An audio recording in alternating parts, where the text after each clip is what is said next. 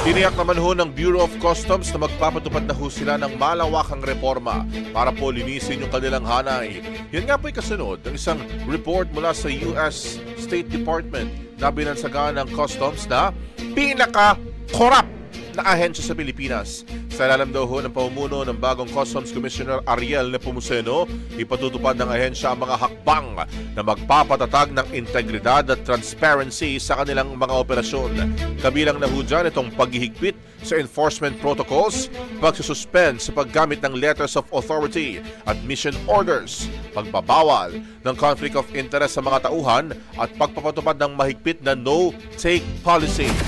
Anya layo ng mga reformang ito na maproteksyonan ng mga lehitimong kalakalan sa ating bansa. Brigada Balita. Ang bahaging ito ay hatid sa atin ng Guard C Plus with Zinc Capsule. Always protektado ang kalusugan.